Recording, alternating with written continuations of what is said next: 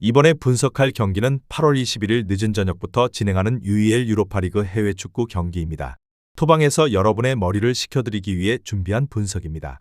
배당 흐름 및 변경되는 이슈에 대해서 최종 조합이 변경될 수 있으니 실시간으로 정보를 받으실 수 있는 분석방에 입장하시는 걸 추천드립니다. 분석방 입장은 영상의 댓글을 클릭하시면 손쉽게 무료로 입장이 가능합니다. 이어서 분석 시작하도록 하겠습니다. 첫 번째 경기는 미트윌란과 쿱스입니다. 미트윌란의 포메이션은 4-4-2이며 프란쿨리누는 박스 안에서 한순간의 움직임으로 공간을 열고 날카로운 슈팅 타이밍으로 득점을 완성하는 전형적인 피니셔입니다. 심시르는 측면에서 순간적인 가속과 직선 돌파로 상대 수비 라인을 흔들며 컷백과 크로스 선택에서 위협적인 옵션을 제공합니다. 카스티오는 이 선에서 전방 압박과 볼 배급을 동시에 수행하면서 중원의 템포를 끌어올려 공격 리듬을 강화합니다. 특히 홈에서는 전방 압박과 중원 장악을 통해 경기를 주도하며 수비 블록을 단단히 유지하면서도 빠른 역습으로 전환하는 강점을 보여줍니다.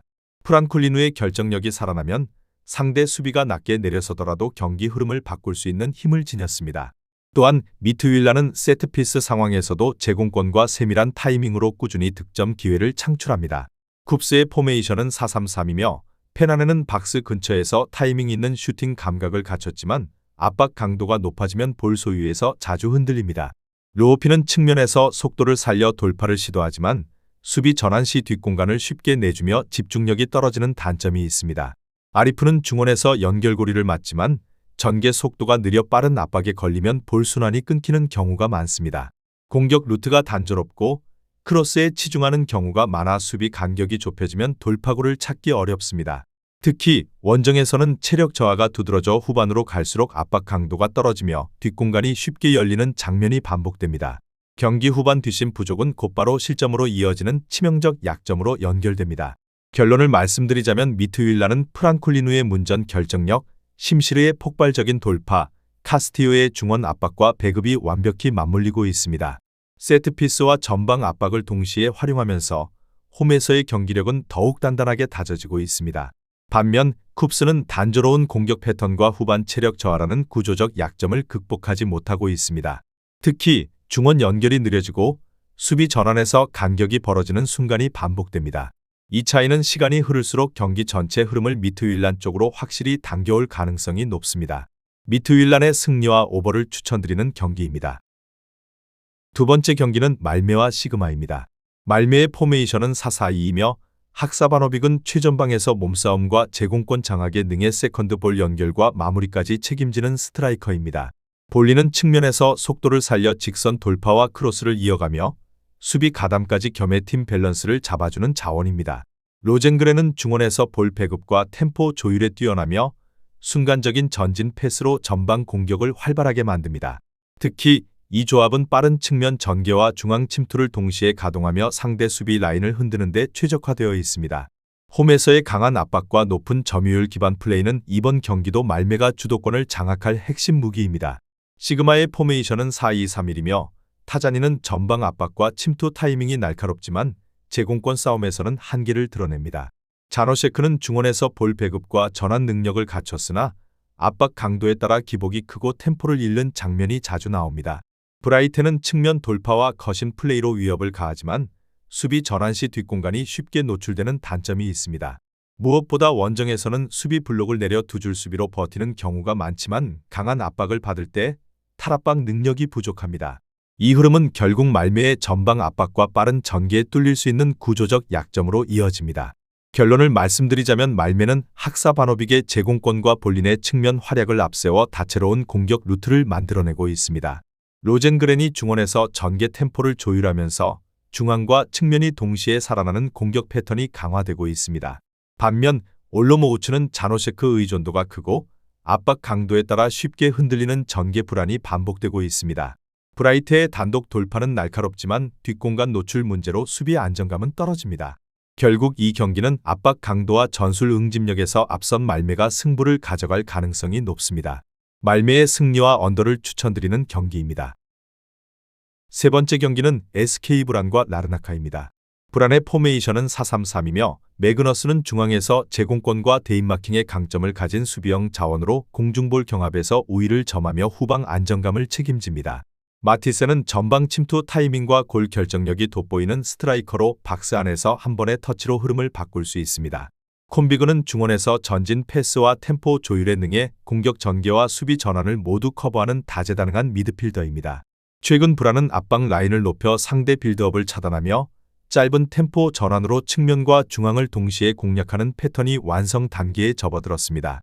무엇보다 홈 경기에서는 빠른 스프린트와 전방 압박의 강도로 상대를 질식시키며 경기 초반부터 주도권을 틀어주는 장면이 자주 나옵니다. 라르나카의 포메이션은 4-3-3이며 앙기엘스키는 좌측에서 스피드와 돌파력을 활용해 측면을 흔들지만 압박을 받으면 크로스 정확도가 떨어지는 약점이 있습니다. 이바노비치는 제공권과 타깃형 플레이를 갖춘 스트라이커지만 발이 느려 뒷공간 침투에는 한계가 분명합니다. 폰스는 중원에서 볼 배급을 시도하지만 압박 회피 능력이 부족해 전개 속도를 늦추는 경우가 많습니다. 라르나카는 경기 후반으로 갈수록 중원과 수비 라인 간격이 벌어지고 체력 저하로 압박 강도를 유지하지 못하는 문제가 반복됩니다. 특히 원정에서는 수비 블록이 쉽게 흔들리며 페널티 박스 근처에서 마킹이 풀리는 장면이 자주 발생합니다. 결론을 말씀드리자면 브라는 마티센의 결정력과 콤비그의 중원 장악, 매그너슨의 수비 안정감을 기반으로 전방 압박, 속공 전환을 완성해가고 있습니다. 반면 라르나카는 느린 전개와 이바노비치 의존도가 심화되며 압박을 받을 경우 빌드업이 쉽게 차단되는 흐름을 보입니다. 특히 원정 불안과 체력 부담을 고려하면 경기 후반 주도권은 브란이 확실히 가져올 가능성이 높습니다.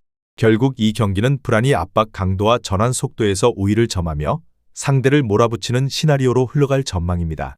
브란은 라인 간격을 촘촘히 유지하며 전술 응집력을 극대화하고 있고 라르나카는 페널티 박스 앞 공간 관리가 무너져 치명적인 약점을 드러낼 수 있습니다.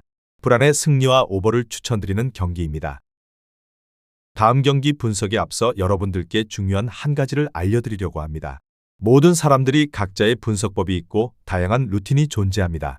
배당을 분석하는 사람, 결장자를 분석하는 사람, 그날의 팀의 컨디션을 분석하는 사람 등 다양하게 있습니다. 제가 운영하고 있는 분석방에서는 모든 분들의 분석을 한눈에 확인하실 수 있으며 100% 무료로 운영을 하고 있습니다. 금전적인 요구를 하지 않기 때문에 누구나 입장 가능하며 분석 자료를 확인하실 수 있습니다. 프로토는 혼자서 하는 것보다는 여러 명의 분석 자료와 조합픽을 확인하며 하는 것이 적중에 있어서 더욱 유리합니다. 여러분들도 혼자 하지 마시고 제가 운영하고 있는 3,000명이 계시는 분석방의 입장에서 정보를 확인하시는 걸 추천드립니다. 댓글에 있는 영어를 클릭하시면 분석방 입장이 가능합니다. 네 번째 경기는 마카비와 디나모 키이우입니다. 마카비의 포메이션은 4-3-3이며 니콜라에스쿠는 최전방에서 위치 선정이 탁월하고 순간적인 침투와 문전 마무리 감각이 날카로운 스트라이커입니다. 매드먼은 측면에서 스피드와 돌파를 바탕으로 빠르게 박스로 파고들며 크로스뿐 아니라 직접 슈팅 선택도 가능한 공격 자원입니다. 페레츠는 중원에서 공수 밸런스를 잡아주는 역할을 수행하며 압박 회피와 전방 패스 전개에서 안정감을 주는 미드필더입니다. 최근 홈에서는 전방 압박과 박스 안 숫자 싸움에서 확실한 우위를 점하며 공격 템포를 빠르게 끌어올리는 모습이 두드러집니다. 특히 니콜라에스쿠와 매드몬의 연계가 맞아떨어질 때 상대 수비 라인이 무너지는 장면이 자주 나옵니다.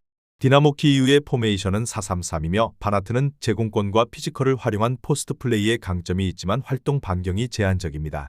야르몰렌코는 경험과 개인기가 돋보이지만 체력 저하로 인한 전환 속도에서 예전만큼의 날카로움은 부족합니다. 샤파렌코는 전방 패스와 중원 장악력은 있으나 압박 강도가 높은 상황에선 템포 조율이 흔들리는 약점이 있습니다. 원정 경기에서는 빌드업 과정에서 전개 속도가 더뎌지고 후반 체력 저하로 인해 수비 간격이 벌어지는 패턴이 반복되고 있습니다. 최근 흐름상 공격 루트가 단조로워지며 야르몰렌코 개인기에 지나치게 의존하는 모습이 눈에 띕니다. 결론을 말씀드리자면 마카비 텔아비브는 니콜라에스쿠의 문전 결정력과 매드몬의 폭발적인 돌파, 페레츠의 중원 조율이 맞물리며 공격 완성도를 높이고 있습니다. 홈 경기 특유의 템포와 압박 강도가 더해지면 상대가 여유를 가질 틈을 주지 않고 빠른 전환 속도로 찬스를 창출할 수 있습니다. 반면 디나모 키이우는 야르몰렌코 중심의 단조로운 전개와 후반 체력 저하 문제가 겹치며 원정에서 안정적인 운영이 쉽지 않습니다. 샤파렌코의 템포 유지가 흔들리면 중원 주도권을 잃고 바나트의 제한적인 활동 반경이 공격 루트의 다양성을 떨어뜨립니다. 결국 경기 흐름과 전술 응집력에서 마카비 텔아비브가 우위를 점할 가능성이 큽니다. 마카비의 승리와 오버를 추천드리는 경기입니다. 다섯 번째 경기는 슈켄디아와 루도고레츠입니다. 슈켄디아의 포메이션은 4-2-3-1이며 아담은 박스 안에서 순간적인 위치 선정과 마무리 능력은 있지만 압박이 강해질수록 활동 반경이 좁아지는 한계가 있습니다. 크라스니키는 이 선에서 전진 패스와 침투 연계를 시도하지만 압박 강도가 높아지면 볼 운반의 안정성이 흔들리고 템포가 끊기곤 합니다. 라마다니는 중원에서 단순 연결에 집중하는 스타일로 전방으로의 창의적 패스가 부족해 전개가 단조로워지는 문제가 있습니다. 슈켄디아는 전체적으로 수비 블록을 낮춰 견디는 운영을 선호하지만 경기 후반으로 갈수록 간격 유지가 무너지고 측면 공간이 쉽게 열리는 취약점이 반복됩니다. 게다가 빌드업 과정에서 중원의 볼 간수 능력이 떨어져 강한 압박팀을 상대로는 뒷공간 노출이 잦아지는 전형적인 약점이 드러납니다. 루도고레츠의 포메이션은 4-3-3이며 카이오 비달은 폭발적인 스프린트와 순간적인 방향 전환으로 측면 수비를 흔들며 컷백과 드리블 돌파에서 결정적인 위협을 가합니다. 에릭 마커스는 페널티 박스 근처에서의 슈팅 감각이 날카로우며 빠른 드리블로 공간을 치고 들어가 상대 수비 라인을 무너뜨릴 수 있습니다. 두아르테는 중원에서 전환 패스와 압박 회피 능력으로 공수 밸런스를 잡아주며 왕성한 활동량으로 팀의 템포 유지에 핵심적입니다. 루도고레츠는 공격 루트를 다양하게 가져가며 좌우폭을 넓게 활용한 후 순간적인 중원 침투까지 곁들이는 다채로운 전술을 가동합니다. 또한 후반으로 갈수록 체력 우위를 바탕으로 상대 라인을 더 깊숙이 파고드는 전환 속도가 살아나며 경기 내내 압도적인 주도권을 가져갑니다. 결론을 말씀드리자면 슈켄디아는 홈에서 수비 블록을 정비하려 하지만 중원 전개 속도의 한계와 압박 회피 부족으로 인해 경기를 풀어가는 힘이 약합니다. 특히 후반 체력 저하가 겹치면 측면 공간 붕괴와 간격 벌어짐이 두드러져 안정적인 수비 유지가 어렵습니다. 반면 루도고레츠는 비달과 마커스의 폭발적 돌파에 두아르테의 전환 패스가 더해지며 상대 수비 라인을 계속 흔들 수 있는 장점을 지닙니다.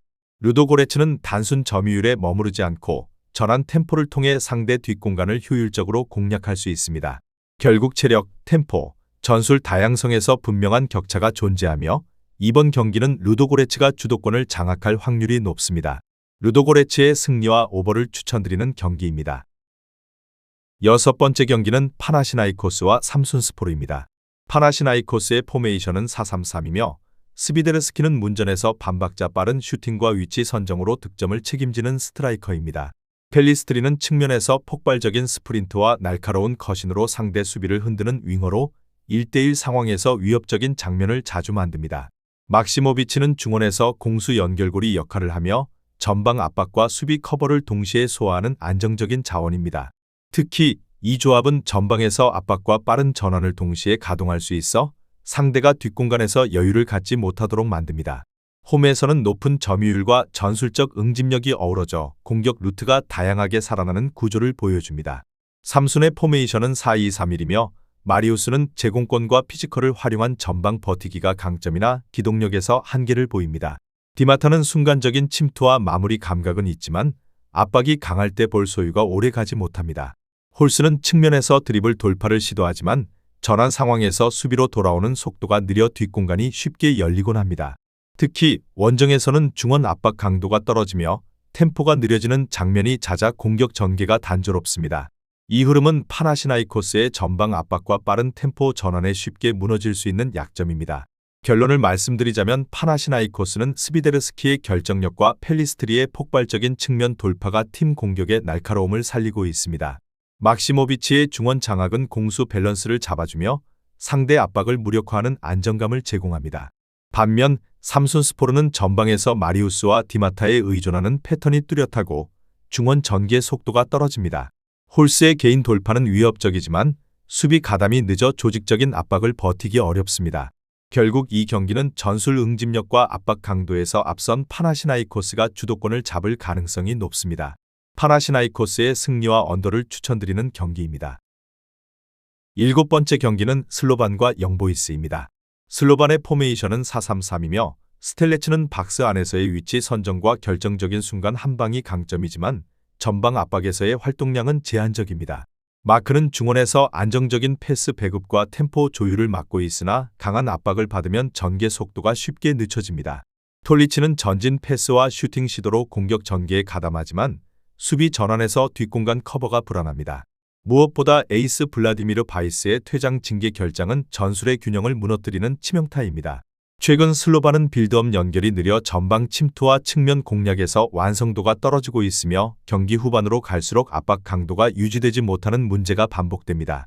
영보이스의 포메이션은 4-4-2이며 말레스는 전방에서 왕성한 활동량과 연계 플레이로 동료들에게 공간을 만들어주는 스트라이커입니다. 몬테이루는 중원에서 템포 조율과 압박 회피 능력이 뛰어나며 순간적인 전환 패스로 공격의 활로를 열어주는 자원입니다. 라벨로송은 측면에서 폭발적인 스프린트와 오버래핑을 통해 크로스와 컷백을 만들어내며 상대 수비를 흔드는 무기입니다. 영보이스는 최근 압박 전환 속도를 끌어올려 라인을 높게 유지하고 전방에서 빠른 템포로 상대 빌드업을 차단하는 패턴을 정착시켰습니다. 특히 측면을 활용한 속공 루트와 세컨드볼 장악력이 강해 상대의 불안정한 전개를 곧바로 득점 기회로 연결하는 힘이 있습니다.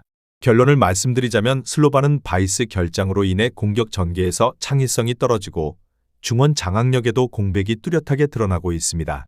반면 영보이스는 말레스와 몬테이루의 연계, 라벨로송의 측면 돌파가 어우러지며 전술 응집도를 극대화하고 있습니다. 전환 속도와 압박 강도, 체력적 우위를 모두 감안하면 경기 흐름은 영보이즈 쪽으로 기울 수밖에 없습니다. 결국 이 경기는 영보이스가 높은 라인 유지와 빠른 압박으로 슬로반의 빌드업을 붕괴시키는 그림이 유력합니다.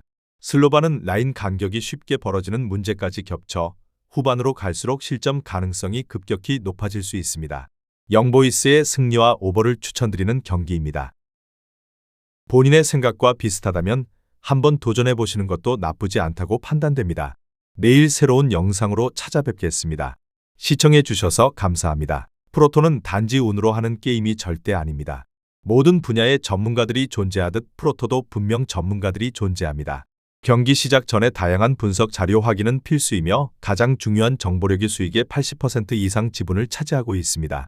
수익을 원하시는 분들은 이상한 곳에 가입비 내고 가입하지 마시고 유튜브에서 여러 가지 영상을 찾아보신 뒤에 해당 영상 등을 참고하여 베팅하시는 걸 추천드립니다. 오늘도 영상을 시청해 주셔서 감사드리며 행복한 하루 되시길 바랍니다.